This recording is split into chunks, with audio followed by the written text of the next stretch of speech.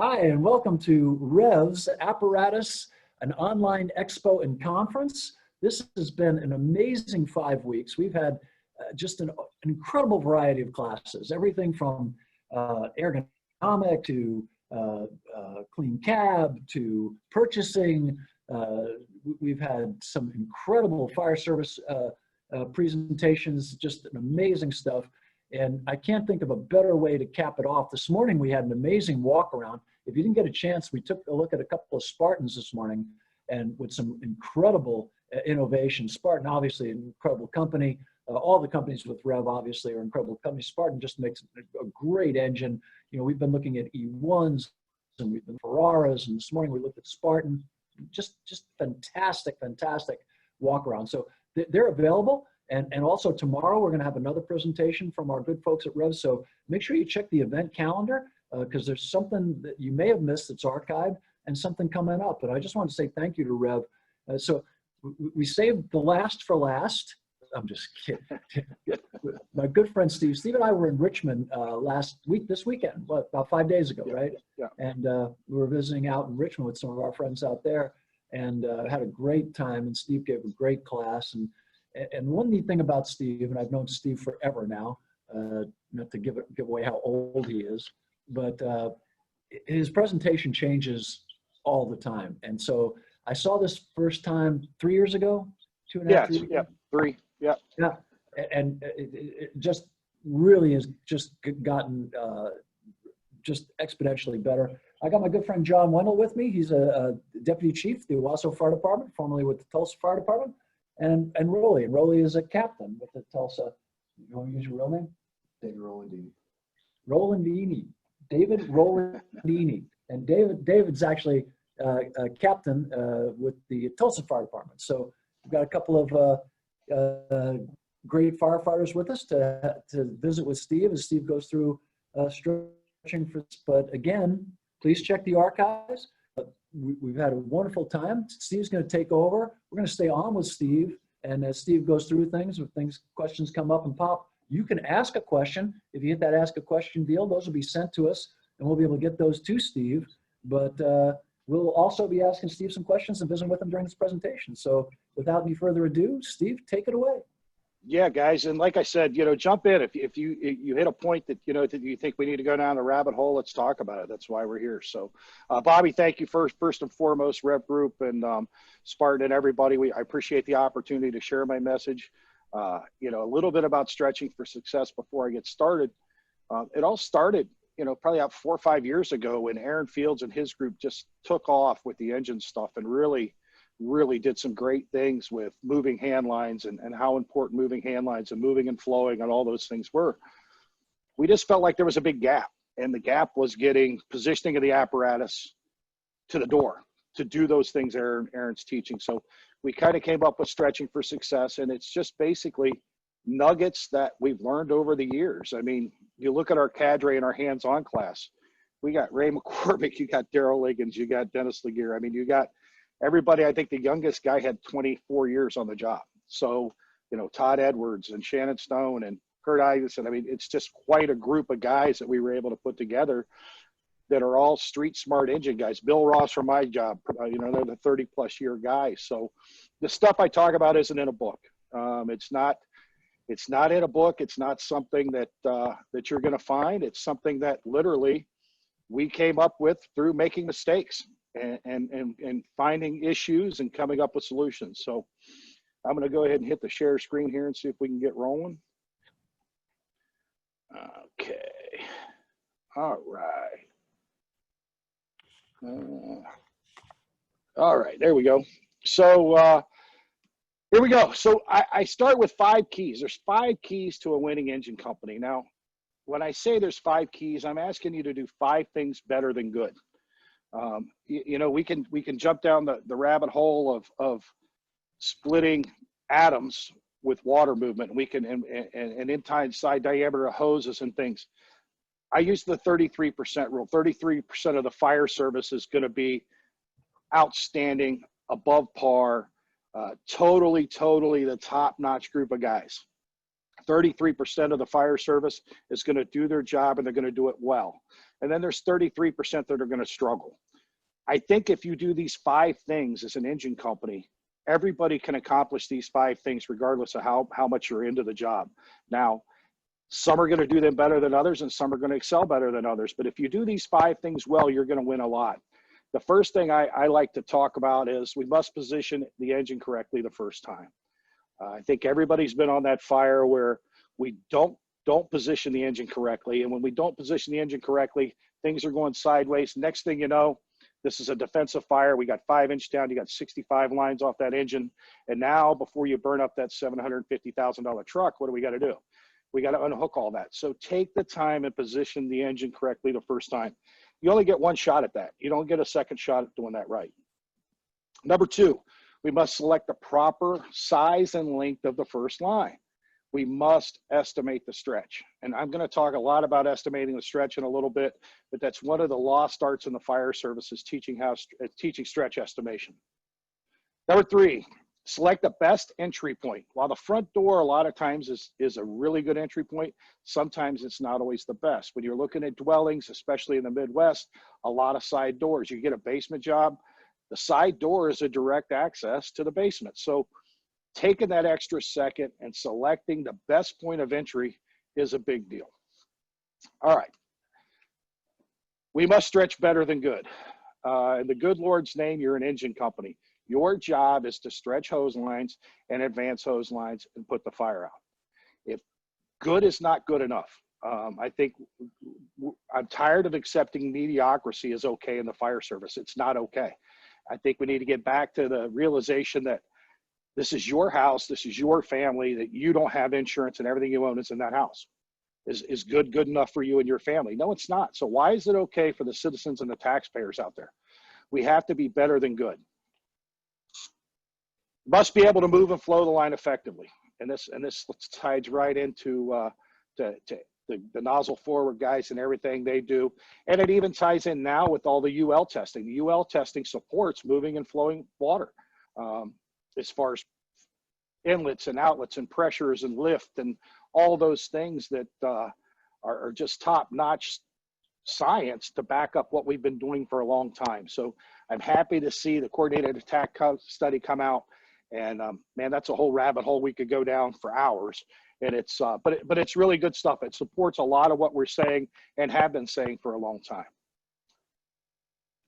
All right, positioning the engine. The big thing for me is don't come in too fast, right? You pull past the fire. When we pull past the fire, it gives us a lot of things. You get to see the Delta side, the Alpha side, the Bravo side, you know, and then when I get out of the rig right there, all I got to do is walk that Bravo side, take a quick look at Charlie, and I've done my 360. If I'm coming in at Mach 3, guess what? That doesn't happen. You're not going to get to see what you need to see to make a good stretch estimation and to make a good point of entry. All those things are decided by that. So having the guy come in a little bit slower to get that good look is vitally, vitally important. Again, allows me to see 3 sides, gives me a better view of construction type. Well, the picture you see there is what I deal with a lot. Old two-story, 2.5-story dwellings, rough cut 2-inch by 4-inch lumber, you know, 2,000, 2,300 square feet, 2,500 square feet.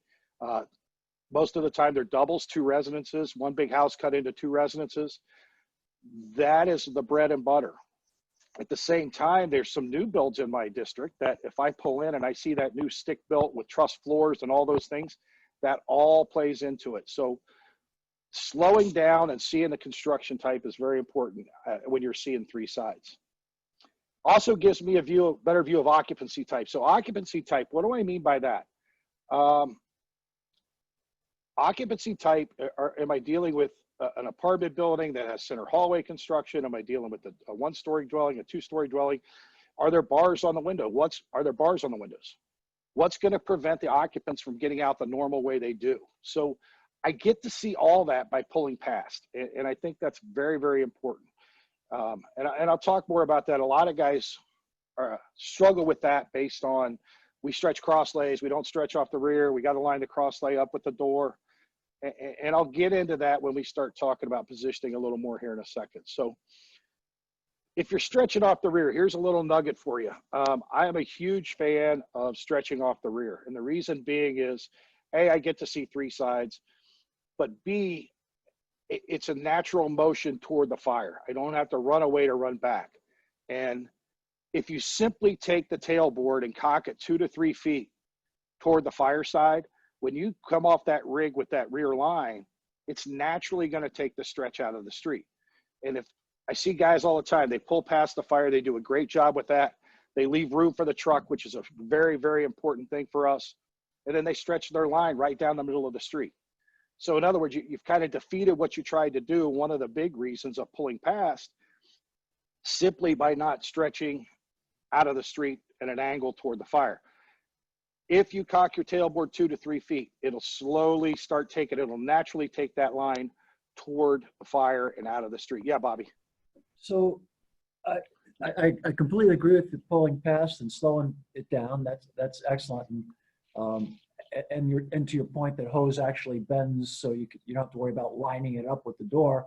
But so when you're looking at plug placement, Steve, as you're rolling up, how much does that come into play with you in terms of apparatus? Because I know when I was pumping, I used to like to get as close to the hydrant as I could, and either use the short section or even sometimes, you know, just as a pump operator, it was my and I thought it reduced noise on the fire ground. But I just know what your thoughts on engine position for the firefight. So I think that's a two-part question to me. One, urban setting versus suburban setting. In the urban setting, it's really not. I will not set up on the plug. I will not give up my positioning for my stretch estimation and truck placement for hydrant. I've got another engine coming that's water supply's job. I've got 750 gallons of water in my tank, and I've never understood this. Everybody's scared to use that tank water. I see guys all over the country, they can't make entry or they can't do anything until they've secured a water source. Well, then just spec it without a tank, because I don't understand that concept. Most of these fires, if you look, and I forget the number from UL, I don't want to quote it, but that number is minimal for a 2-room fire, including mop up. I believe it was like 200 gallons or less. For a 2 rooms completely flashed over, including mop up, was less than 200 gallons. So if you apply the water in the right places and correctly, it doesn't take as much water as you think. I'm not a fan. Now, a suburban environment where you may not have that second truck coming quickly, that could be a different game, because you may have to go a little bit farther, stretch a little longer. But I can only make my attack line so long, especially if they're pre-connected. And I got 1,000 foot of 5-inch there. So I think I'm not as big of a fan positioning for the plug versus I am positioning for your hand line. That makes sense? Kinda? All right. So again, stretch, if you tailboard toward the fire, it's going to take the stretch out of the street, and it's going to make for a much easier stretch. And it gives us good angles to the fire. And you're going to see that when I get into splitting the door, what I'm talking about that. But it's a good nugget. Try it. Again, a couple things. Don't take my word for any of this. Vet the information I'm giving you. Go out and try it. Don't take my word for it. Vet the information, go out and do it, and make a decision for yourself. The other thing, I'm going to use some videos in here. These are videos I've just pulled offline that reinforce the point I'm trying to make. And again, this could be Columbus Fire Department. It could be any fire department. I'm not using these videos to pick on a certain fire department, because I think we all know a lot of these videos could be any of us. It's just the ones that I happen to be able to get that support what I'm trying to do. So if you see these videos and it's your fire department, I'm not picking on you. All I'm trying to do is say, this is why I'm saying what I'm saying. Little disclaimer there. All right, so stretching cross lays. Same concept. If you stretch cross lays, nose the rig toward the fire. One of the biggest things everybody says is we can't pull past the fire. We can't pull too far past on a cross lay because it creates a 90-degree stretch.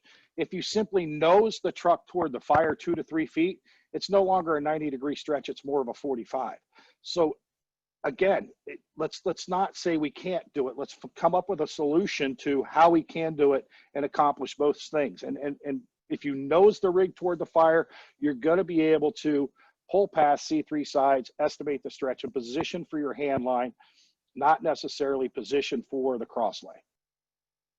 Okay, I'm ahead of that. All right, so estimating the stretch. This is a lost art to me, and I think it's a travesty. And it seemed to me like in the late 80s, early 90s, we really got away from stretch estimation because we went to pre-connected hand lines. Everything was pre-connected. So it was, if it's a big house, you pull the big line, the long line. If it's a small house, you pull the short line. I don't believe in that. I think there's some things we can do before the game starts that if you go out there, it's going to prove to make you a lot more successful and make your stretch go much better. So you must do it on every fire. And yes, even with pre-connected hand lines, like for me, I've got a 200-foot 1.75" on the rear. I got a 250-foot 1.75" on the rear, and I have a 2-inch of 200 feet, a nice mid-size line, and then I've got a 100-foot Elkhart Ram pre-connected. So my tactical options are huge, and then I got a 300-foot 2.5-inch line. So you still have to estimate the stretch. It's going to determine the positioning of the first engine. Your stretch estimation will determine where we park the first engine, how far past we pull the fire.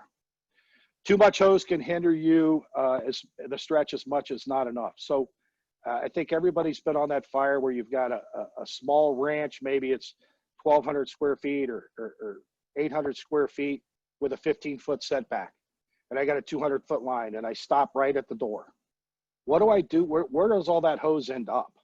It ends up in a big mess out on the front lawn, and that's not what we need to do.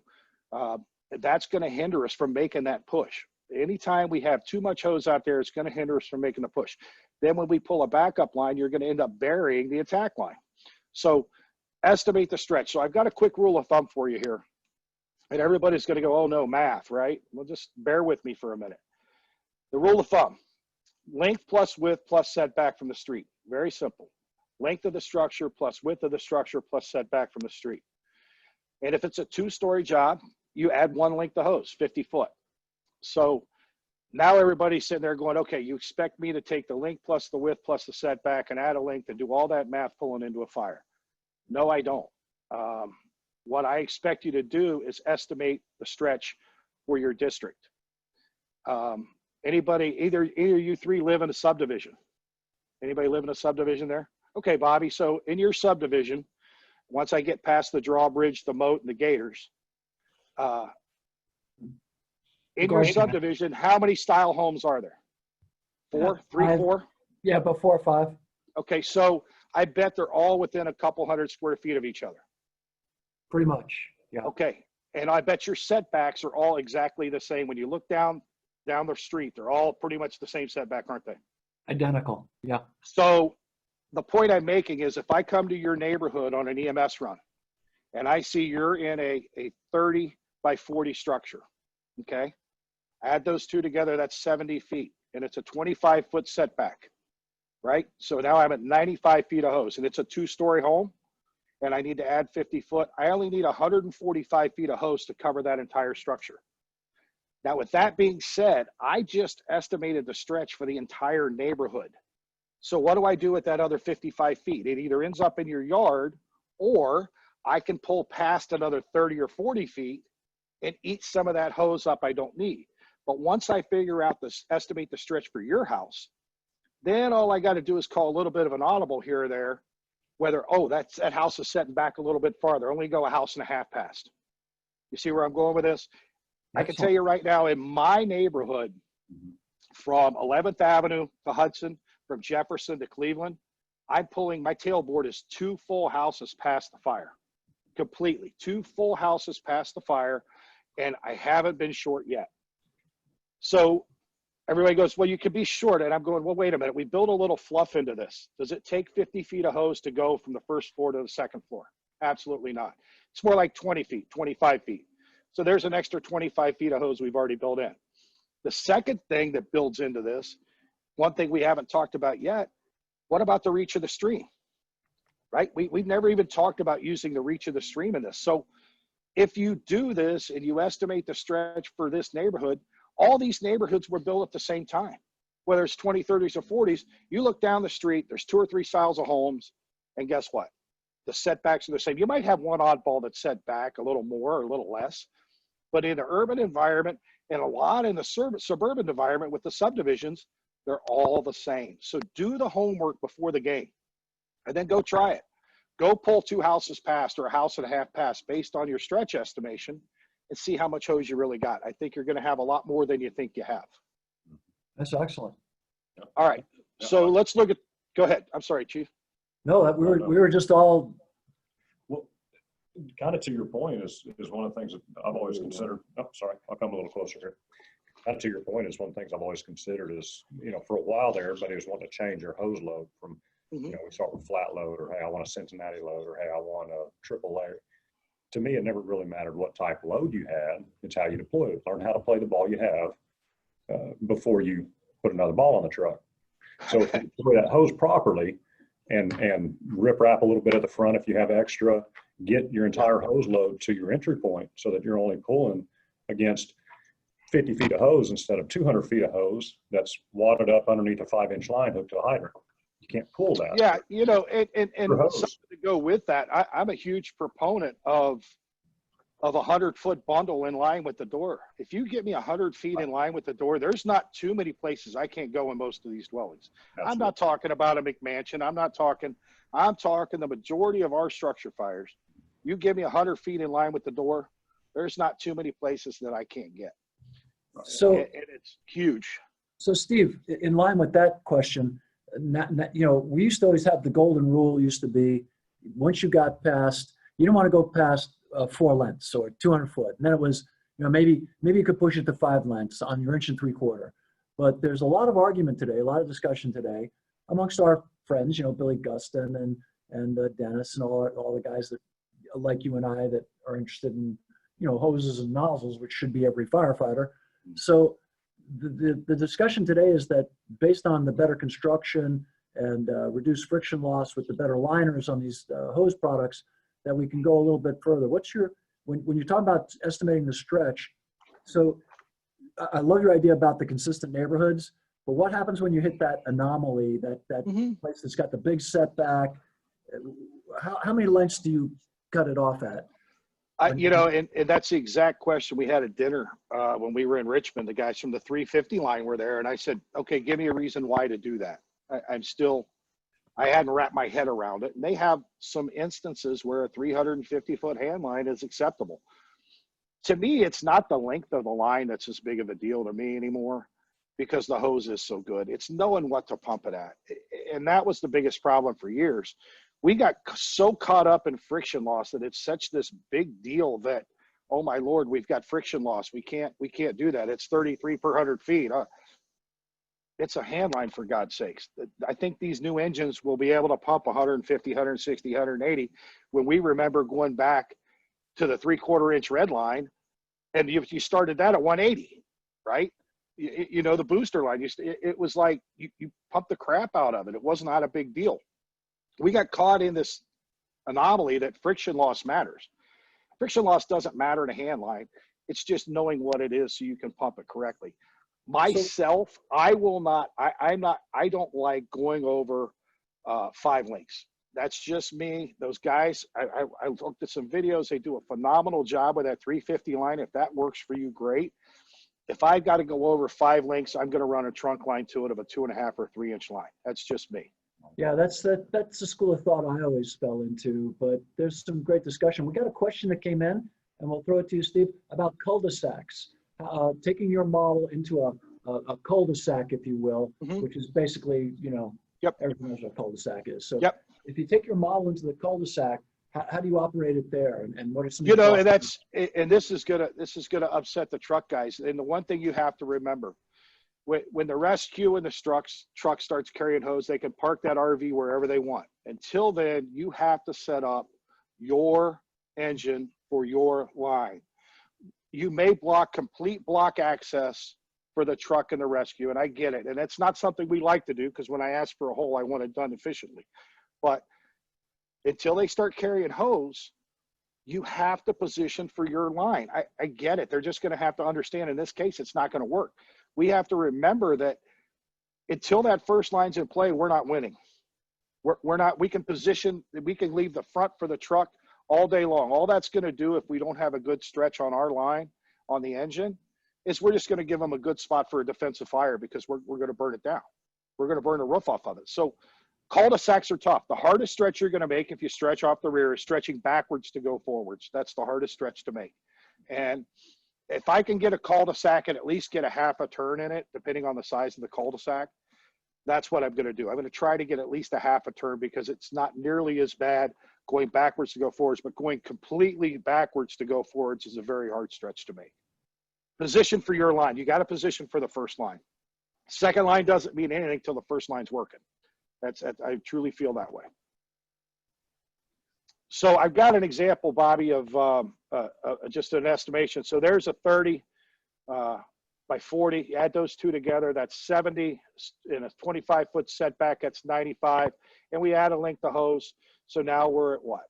A total of 145. And again, go out and do this. And again, we're not building a bull of a watch here, right? Get it close. If you get it close, there's enough fudge factor built in here. There's enough fluff built in here that you shouldn't be short. But you got to go stretch the line. The line's not going to stretch itself. By watching this podcast and saying, okay, we know how to estimate stretch. No, you don't. Go out there and do it. When I pull in on every EMS run, I do two things. To this day, I give a rundown in my head of what am I going to say if this is on fire, and where am I going to park this truck if it's on fire. If you don't get those mental reps doing that, you're cheating yourself. You are absolutely cheating yourself. The recognition prime decision making, when you hit that scene and you're actually seeing it, you're going to go to your hard drive and there's going to be nothing there and you're going to sound like a soup sandwich on the radio. Period. You've got to get the mental reps every time you get a chance. And that's every EMS run. And then when you do get a fire, it's going to be amazing. This stuff's just going to regurgitate out of your mouth and you're not even going to realize how it happened. But you got to get the mental reps while you can. So let's look. This is an interesting video. This sets up a couple things that I'm talking about. Simple garage fire with a 20-foot setback. So here I'm a common sense guy. I think I try to be. I don't understand positioning of apparatus here because our whole job again is the first line. If we can get that first line into play, good things are going to happen. So how many 25-foot lines are we carrying on a fire truck? Not many, right? So now just to even get this line stretched, we're going to have to run away from the fire only to do what? Run all the way back to the fire. So simply in this case, if they would have pulled 2 or 3 houses past this garage fire, we're making one motion now toward the fire instead of going all the way down 2 or 3 houses. And then where do we have to go now? We have to come all the way back. So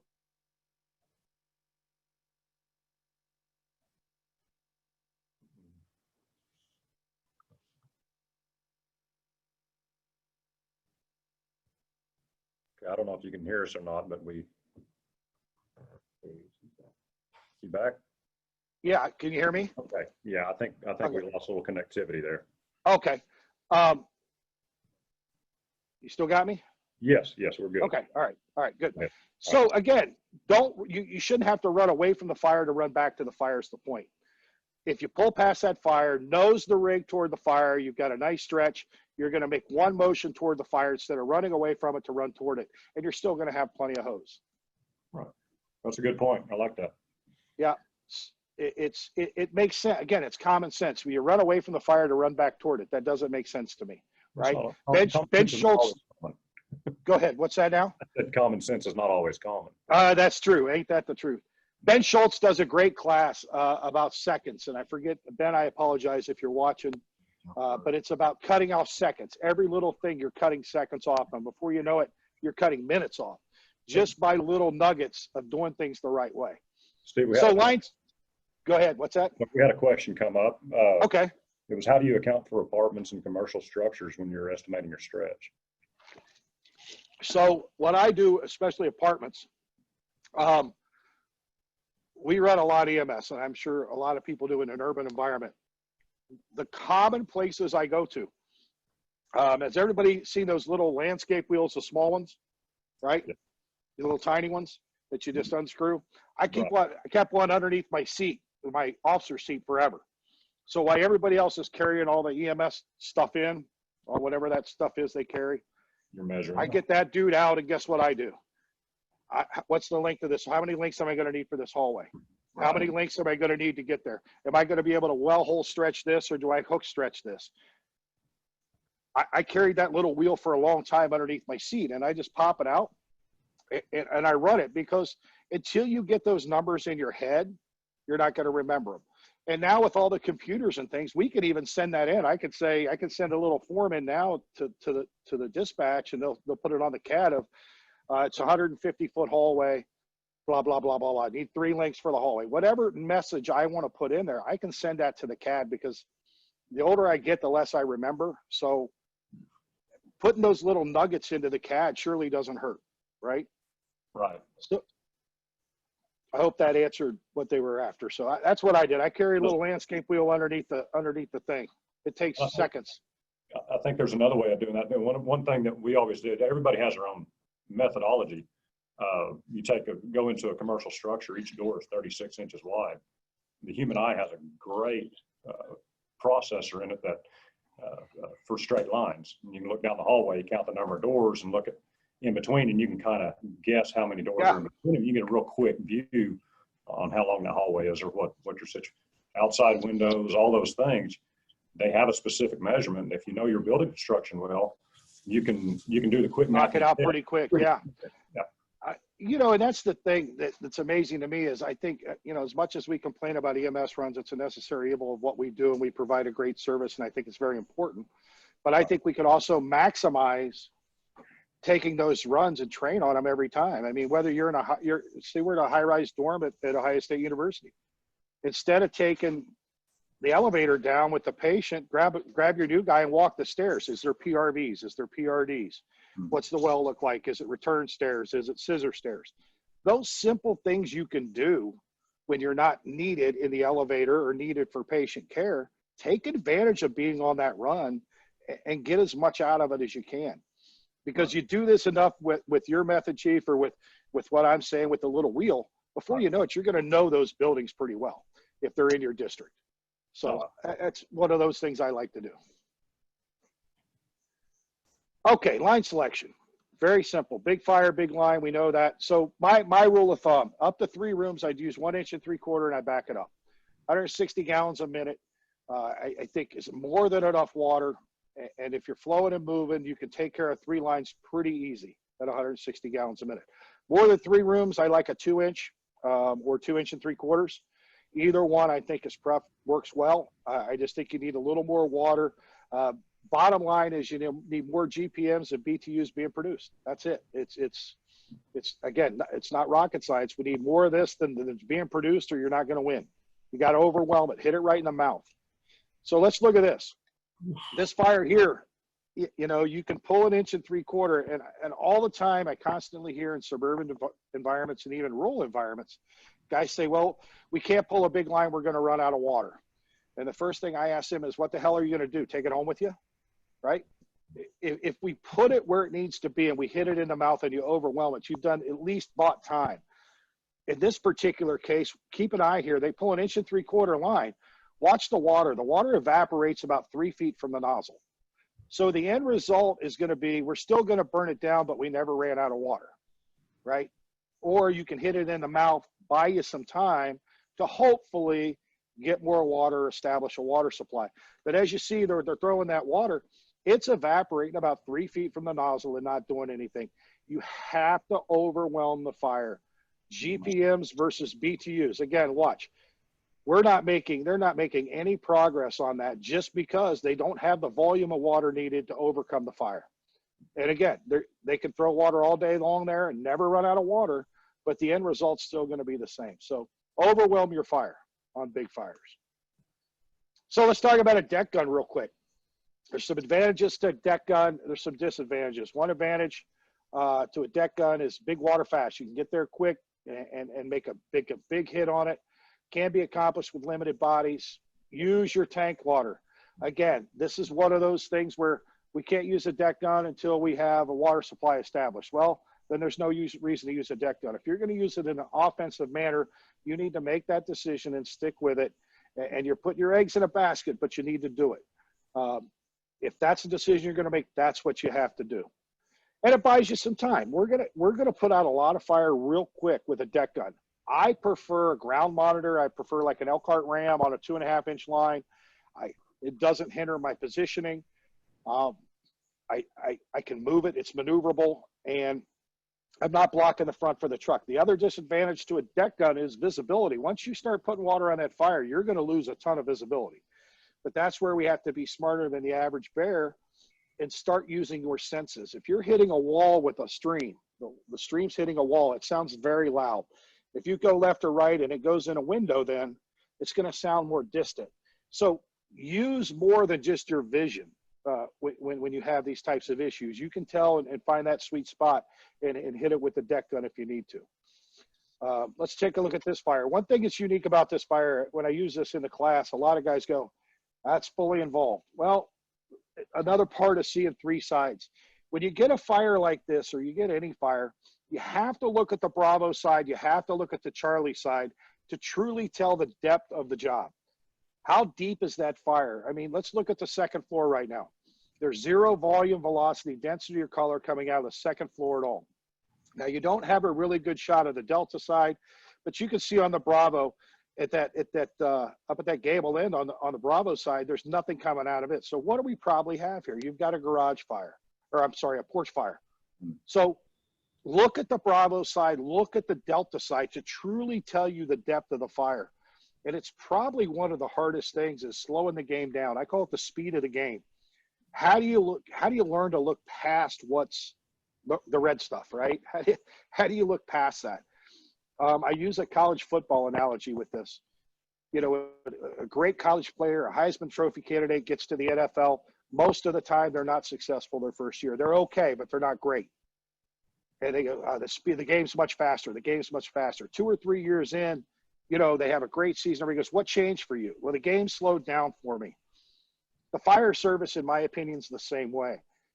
The difference is for some people, it never slows down for them. There's some people that are going to continue to be screamers on the radio, and that's just who they are. And for other people, 3 years, 5 years, 6 years, the game slows down and you start seeing more things. But if you look at the Bravo side, you look at the Delta side, the depth of the fire is going to be key here. Once they get all this, they're pulling a 2.5, everything's great. They decide to use the deck gun. Watch how fast this thing goes away when they finally cut the deck gun in.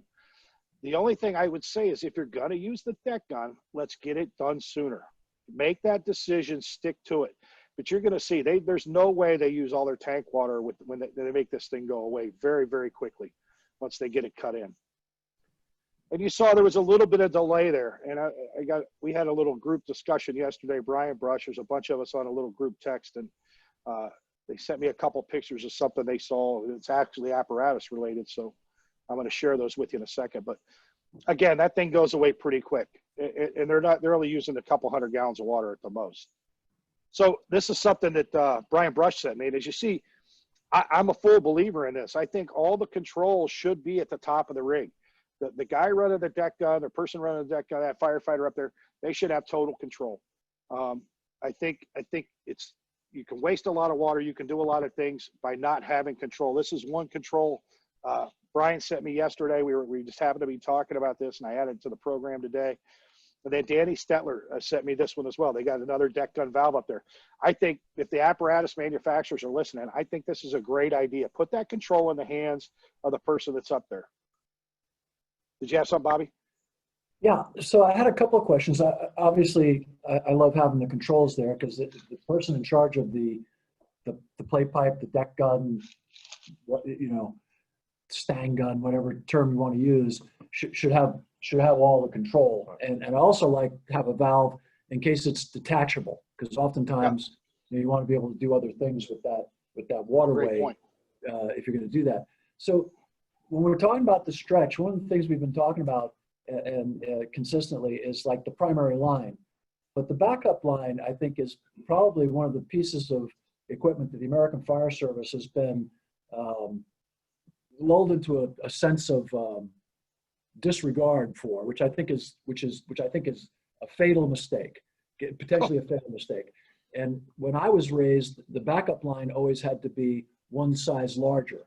So if you're pulling out back then 1.5 inches or 1.75 inches, you had to pull a 1.5 inches in order to have a decent backup line. And the backup line had to follow the attack line. So it was 2 lines. And if you look at the NFPA, standard for attack, you're supposed to have 300 gallons at the door. The only way to do that is 2 3/4 or, or a backup line. So one of the questions just came in from from one of our listeners is could a backup line be a booster line? In my opinion, no. No, I don't like that. I'm okay. And in this day and age, with the volumes of water we're flowing compared to back then, I'm not a boost. I think that's, you're asking for trouble as a booster line. The one thing I will tell you, the biggest, I'm not as, go ahead. So my question for you, Steve, was on backup lines and attack and stretching for success. What are your thoughts on backup lines? And I don't mean to prolong attack when necessary, no, but just your thoughts on the whole issue of today's backup. So first and foremost, to me, a backup line should never follow the attack line. The backup line should protect the egress of the attack line. The only time that backup line needs to go into play is if they say, hey, I need a second line up here. Now it goes, now stretch another line.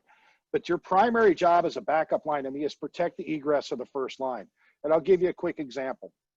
Let's say we have a 2-story job and you got fire on 2 and the first line runs upstairs. What they missed is that fire that's on 1 in the back. They missed that. Now that first floor lights up. Now what? Now I got 2 lines upstairs and nobody. If I have that backup line protecting the egress of the first line, now they just simply put the fire out. I mean, let's look at most of these dwellings. They're backing up that crew. So yes, and it's protecting their egress. I mean, anybody that's worth their weight in salt, I'll guarantee you, has misread a fire at some point in their career, where you thought it was here and it's actually here. When you have that backup line follow the attack line, you've taken away what it's truly meant to do. Let's look at a second floor of a dwelling. There's only 4 rooms up there. It's a 3-bedroom and a bath at the most. For most of these houses, that's what you have up there. So why do I need 2 lines for that, right? So I tend to believe that backup line protects the egress. And to me, that second due officer that's on that backup line, they're the traffic cop. I'm not going to have 65 people standing on my stairwell breathing air. It's not going to happen. You can have a floor below, or you can have a stairwell. Yes. Position. Yes. I could take one of my guys, go to the landing and move hose for them, right? And I've got my nozzleman right beside me. I've got them covered. If they need a second line, guess where we're going? We're going right upstairs. And you're okay. But if they don't need it, we're still in a position to protect them. So I was always okay too if we stretched the backup line that was 1 size larger, obviously usually 2.5, of charging once we were in position, in a backup position. Then we would charge. It just saved a lot of effort. And the one thing I hate here, and if you want to watch me absolutely come unglued on my guys on a fire scene, is they'll stretch a backup line and go, don't charge that yet. I think they got it. Well, guess what? You're the biggest hypocrite on the fire service, because you bitch we don't have fires, and then you're too damn lazy to charge a line. I don't need you. Go be a banker. I really don't need you on my fire ground. If that's your mentality, that you're too damn lazy to charge a line and drain it and reload it, you're in the wrong business. I'm not mad at you, but go be a banker, because I don't need that attitude or that mentality on a fire ground. That's the mediocrity crap I'm talking about that we need to get away from. If it's on the ground, put water in it. We don't need to go looking for a pump operator when things go sideways. We need water in that line for things to go sideways. So 2 things that Tommy Brennan always taught me. He said, never trust anybody else to get you water. That was one of the rules. He never trust anybody else to get you water. But then the other thing that Tommy was big on was secondary water supplies. How do you feel about that in stretching for success? Yeah, I think it's a big deal. I'm a huge proponent of hooking in series. So attack engine, truck, here's the second due engine. Second due engine's on the plug, a 3-inch line or 2 3-inch lines into the primary engine. I think you've got it backed up right there. Something happens to the attack engine, you leave everything open, and all the backup line, all the supply engine does is throttle up a little bit. Now you're just using the truck as a manifold. So we've built a redundant system simply by the second engine catching the plug and supplying the first engine with a 3-inch or 2 3s, depending on the size of the fire. You know, we built some redundancy into the system. I think it's a big deal. I think it's an important deal, especially with all the electronics we have now on the rigs, that could be a detrimental issue if we don't pay attention to it. Like it. So there was a question that just came in. I apologize, I'll pull it up, but it had to do with backup line versus secondary lines, which to me are two different animals. Yeah. It says, what's your opinion of backup line versus second line? Backup line protects egress in our or the first in crew, whereas the second line, that's another attack line.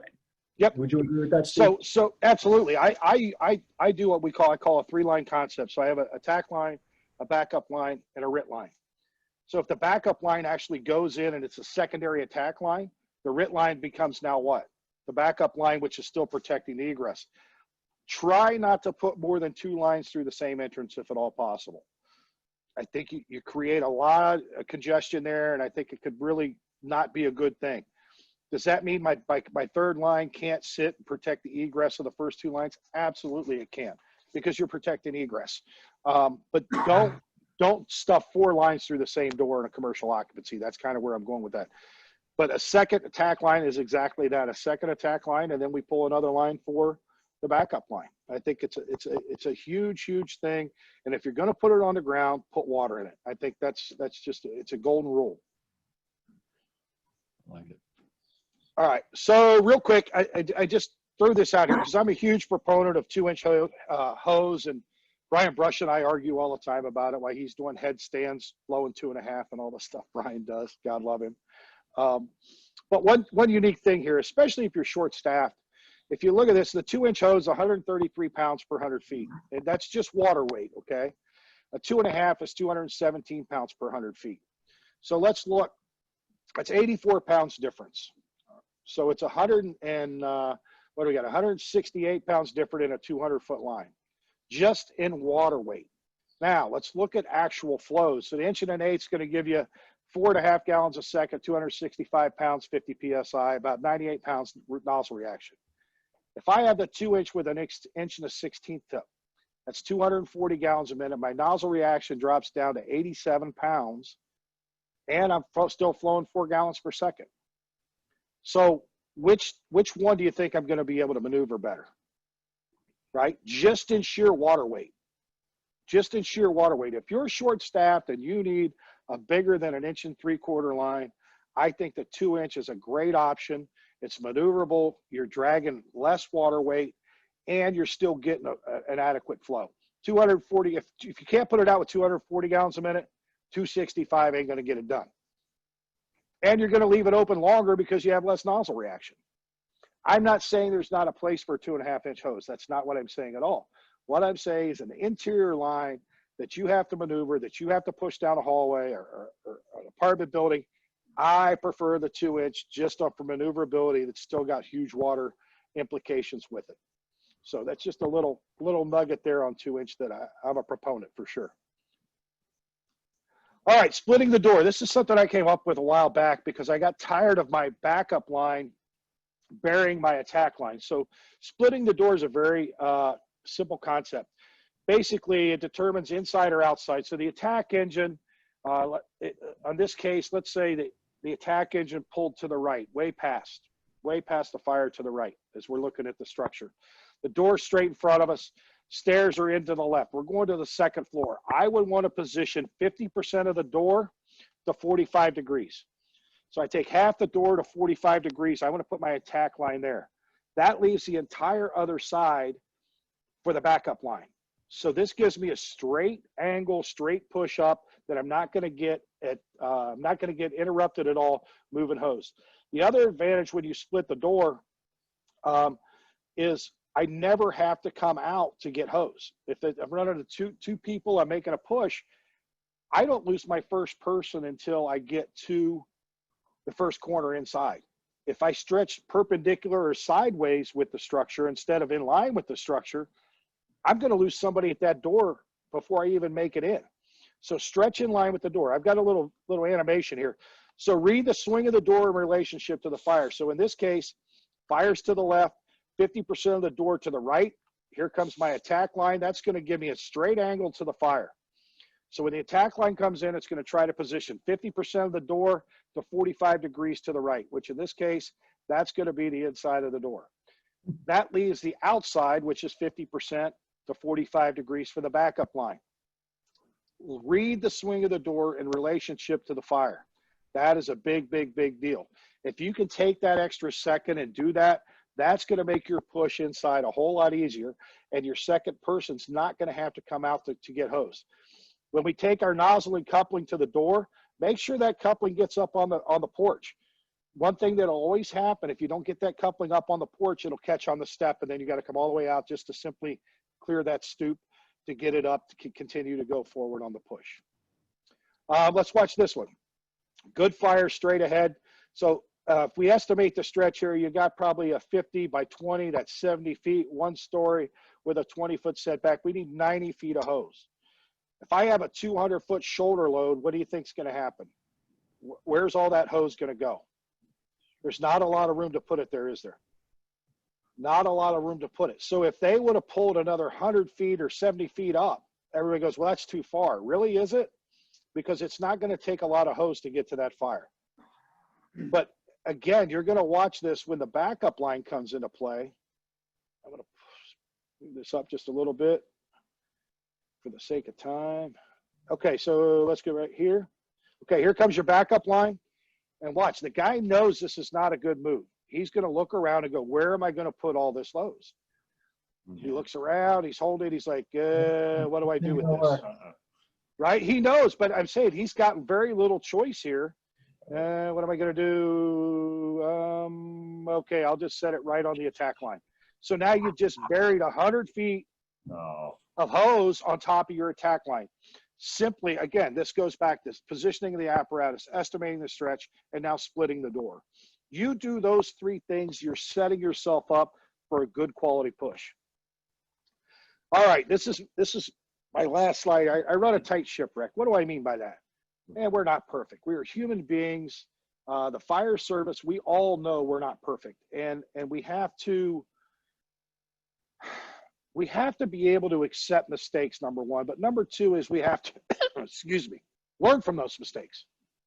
It's not that we make mistakes, it's how we recover. You make a mistake on every fire. It's how you recover from that mistake. And B, that we train and learn from that. Because if you continually make the same mistake, now if I'm not fixing it as a boss, I'm enabling it. And that's a problem. But to have unrealistic expectations and have somebody say, oh, here's my expectations. Here's my sheet of expectations. Do these things. Really? That's like such a cop-out to me as a boss and as a leader, because have you taken the time to ensure that that firefighter can do every one of those things? And have you taken the time as a boss to go through with that firefighter or that lieutenant or that captain as a chief to ensure they can meet your expectations? Because if you haven't taken that time, all you're doing is setting them up for failure. You're setting them up for failure. But when I take that time and I say, okay, stretch a hand line the way I want it, we go through that, we do that 15 times. I know you're competent in that, right? And then the next thing is we're going to stretch 2.5 or supply line or whatever it is. Two things are happening there. A, we're training as a crew, and B, you're building confidence in me and I'm building confidence in you. That I know what I'm doing, you know what you're doing, and we're on the same page. And then when I say, you know, Chief Halton, why did you do that? What did you see that I didn't see? Well, I saw this. Well, that's what I saw. So why did you do this? Well, I thought that's what we should do. Well, hold on a minute. Didn't you and I do this together? Yes or no? Yes. Well, I know you can do it because we did it together. So are you unwilling to do it? And that's when I go, I can fix that too.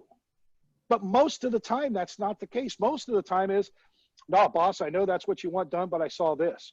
Cool, man. Great audible. I didn't see that. But if you don't start with those expectations and everybody on the same page, you're starting down a path that you're not going to want to go down, because no one's thinking the same way. No one has the same priorities. And you got to set that up. And if you don't do that before the game starts, you're really, really, really, really, really setting yourself up for problems. Well, so there was a pretty interesting question that came in. I'm going to throw it to you, Steve, and then I had a couple more. Steve's contact stuff is up on the screen now for you. Quick question about apartment complexes, and you want to throw it? Yes. Okay, so you got that one. Yes, sir. But so my point on that one, or my question on that one is, when we're talking about hose loads and we're talking about, bundles and bringing hose in rather than stretching it in to some of these, especially now that we got these, what I call these toothpick palaces that are, well, some of them go 6 to 8 stories high, and they're all wood. So, standpipes are hit and miss. So when you're doing a stretch on something like that, Steve, where you really are creating like a portable hydrant with your 2.5 and then gating or whatever you're going to do, Humat valves and et cetera, as you're thinking about all that, and those are proliferating across the country, and we've got all the different hose loads, and I really love the angling for the door. I really love as I'm thinking about your concept of angling in the street, because not only for the stretch, but for that apparatus operator, your apparatus used to pretty much contain your vision, and when you look to the side, the fire was usually opposite side of your pump panel. Yeah. A lot of the times, depending on how you came down the street. With that angle, irrespective of what side of the street the fire is on, I'm gonna have a view of it from that angle, which I really like. So to my toothpick palaces and my loads, I love that. Two questions came to mind. Depending on what my problems are, whether it's single family residential or multifamily commercial, what hose loads, and I know you like to shake them up. I know you and I and Ray have had a great time with the hose load class back in the day, and everybody's different. But if you had to pick 2 or 3 hose loads, what are your favorite hose loads, and how do you feel about hose rotation? Because we used to do hose rotation quarterly, but how do you feel about hose rotation in regards to maintenance, and what are your favorite hose loads for? I think the 2 main problems in America today are the urban environment and the suburban environment, and the suburban environment plus multiple story residentials. Yeah. So, multifaceted question. As far as hose rotation with maintenance, yeah, it's important. I don't think it's as important as it used to be back in the day. I think the synthetic hose with the new liners doesn't react the way our old cotton jacket did. So is it important? Yeah. I mean, it's coming off at least once a year for your hose test. I don't rotate my hose. I mean, I do it when I do my hose test yearly. Excuse me, but I don't think it's as important as it used to be. As far as the toothpick towers, there's a couple of different angles here. The only thing you're going to know to do is get out there and actually talk to somebody and stretch it dry. The first thing is the well hole. Ray's taught me a ton about well hole stretching, and by no means am I going to say I'm the guy to go to with well hole stretching. If you want to know how to well hole stretch something, you call someone from the FDNY, because they're the best in the world at it. You call Ray McCormick, you call Timmy Kled, you call Jimmy Smith, you call those guys, because those guys are truly, truly the best in the world at a well hole stretch. But I'll tell you what Ray's passed on to me and the things I've done. Is first determine whether the well hole can take a well hole stretch or not. And that's just simply 1 fist. You need 1 fist for an 1 3/4 line to go up the well. Rule of thumb that he's taught me was no more than 2 links, right? No more than 2 links up, and you got to tie it off. Your working length on top is going to vary, and that's going to depend on what, but usually it's at least 100 feet, at least 2 links. As far as other options, when you get these exterior platforms where you've got a hotel, motel, 2-story, 3-story apartment buildings that have the external platform, external return stairs, instead of stretching all the way around or well hole stretching that, take a 100-foot bundle up and drop it. Drop the female coupling. I'm losing 20 feet. How deep are most of these places you're talking about? they're not dwelling deep where it's 60, 80 feet deep. It's not like that at all. They're 20, 30 feet deep. Hotel rooms, same concept. Take a bundle up, set it down, drop the female coupling, hook it in, charge a line, and put the fire out. To me, when we're in those situations, the first line should be able to take this apartment or room and the one adjacent. The second line, the backup line, should match the structure, because we can take care of these 3 rooms pretty easily in those settings, whether they're apartments, hotels, motels. But I can't necessarily, with that 100 feet, cover the entire structure if I get extensions. So your second line should cover the structure. Your first line should concentrate on the fire and be able to take care of the one adjacent. If we can get that first line into play quickly enough, we're not going to have to worry about that extension. So to me, that's some drilling where you're taking that bundle up, dropping the female. I've done it. We drilled on it a couple weeks ago. We were at a 2-story hotel and we put the first line into play. We dropped the rope over and we had a 100-foot bundle on our Minuteman. And you're asking about hose loads. I prefer a Minuteman with a 100-foot bundle. A lot of people don't like it. Brian Brush, it has straps, and I put 2 straps on it. I literally hoisted a 100-foot bundle up with straps without a problem. And I think it's fast, it's efficient. And go back to splitting cars, like we talked about the urban environment. I did the training minutes. There's a training minutes out there on how to split cars. And I think it's one of the better ways and methods to do that. Perfect. I love it. You still there? Yeah, we're right here, buddy. You got us? Okay. Yeah, something it just said the host stopped sharing. That's what it was. Was weird. That's all right. That's all right. All right. So anyway, so the training minutes is out there. Look at that, because it shows when you get that 100-foot working length on the opposite side of the cars, how much of an advantage that's going to be. So unique question. I'm a huge fan of the Minuteman with the 100-foot bundle. A triple load is fine. I think a triple load in an urban environment doesn't work as well, simply because you don't have room. And when you have obstacles like parked cars and such, I think that the triple load really, really, really is hard to do. I haven't found anybody yet that's been able to show me how to split cars with a triple load. I'm not saying it's a bad load. If it works for you, great. I'm not here to change what you do or your hose loads or anything else. You got to figure that out. The whole concept of the class is, let's talk about options, and then you go out, train, and figure out what's going to work best for you. And I think, one of the things too is mix it up from time to time. Even if it's uncomfortable for a while, sometimes it's like a new pair of shoes. You got to break it in a little bit and get a feel for it, and take it out and see how it performs. So sometimes you don't write anything off because you don't envision how it's going to maybe work for you down the road, or you might not learn something from it. So yeah, I think the other thing with that, Bobby, is like everybody talks about change. How do we make change? How do we make change? We got to think outside the box. Well, the first thing is you better figure out what the hell's in the box first and how to use it before we worry about what's outside the box. And the second thing is you want change. Start changing the toilet paper roll in the firehouse. Then we'll start talking about making real change. You don't change just to change because you found something better. I'm not saying don't try things. Always try things, always vet things, but don't think you go to a class and all of a sudden we need to change the world. Vet it, play with it, learn about it before you start taking it to people, because you're not going to make change overnight, and it's uncomfortable for people. It puts people in an uncomfortable position. So, and not all changes for the better.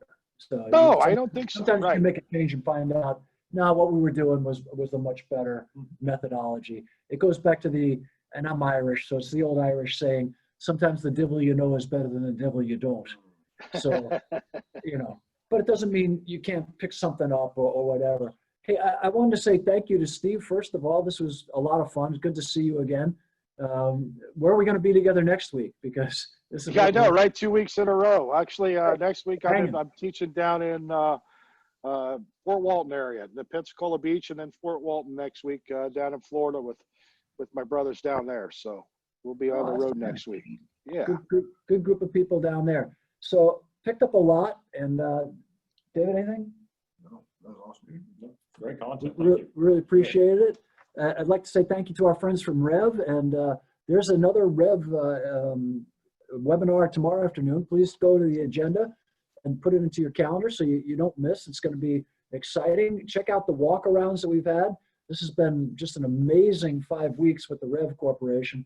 They've got some of the best brands in the business. You're familiar with them, the E1s, the Spartans, the Ferraras. So you've got just some incredible equipment and some great people. And they're interested in talking to you. They're on there. Steve is an incredible instructor. He left his